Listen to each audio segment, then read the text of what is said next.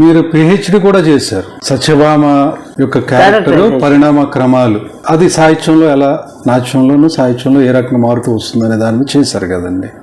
పర్టికులర్గా సత్యభామ క్యారెక్టర్ని ఎంచుకోవడానికి, రీసెర్చ్ కోసం ఎంచుకోవడానికి కారణం ఏంటి?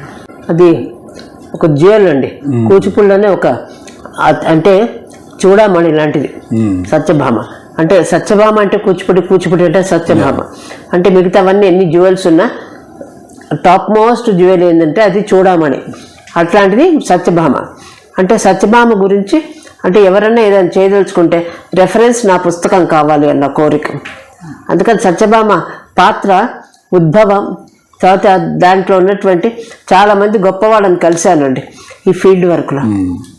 అంటే సత్యనారాయణ శర్మ గారు అందరినీ, అంటే what is their opinion about Satyabhama, అందులో ఆయన చాలా ఫేమస్. సత్యభామ అంటే ఆయన ఇలా వెలిగేవారు. అంటే నాకెందుకో చాలా ఆకర్షణీయంగా అనిపించింది సత్యభామ. తర్వాత రుక్మిణి సత్య అని చెప్పి ఒక బ్యాలే కూడా చేశానండి. అంటే 2 క్యారెక్టర్స్ నేనే, రుక్మిణి సత్య. అంటే రుక్మిణి అంటే షీజ్ డివోషనల్, రక్తి, భక్తి. సత్యభామ అంటే రక్తి, అంటే కృష్ణుడిని తన దగ్గర కట్టేసుకోవాలి అన్న కోరిక ఆమెకి. అంటే భక్తితో ఒకరు కట్టాలి, రక్తితో ఒకరు కట్టాలి అన్నది వాళ్ళ ఊహ. అట్లాగా అదొకటి నాకు చాలా ఇష్టం అండి. అంటే 2 క్యారెక్టర్స్ వేయాలి, 2 కృష్ణులు ఉంటారు, ఇద్దరు. ఒకళ్ళేమో నార్త్ ఇండియా గెటప్, ఒకళ్ళేమో సౌత్ ఇండియా మన పౌరాణిక గెటప్. అది చాలా మంచి కాన్సెప్ట్ అండి.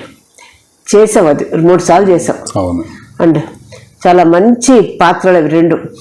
అంటే రుక్మిణి అంటే తన దగ్గర నుంచి భక్తితో వెళ్ళనీయకుండా చేయాలని, సత్యభామ అంటే తన చుట్టూ తిప్పుకోవాలి, తను కొంగు కట్టేసుకోవాలి అన్న ఒక భావన.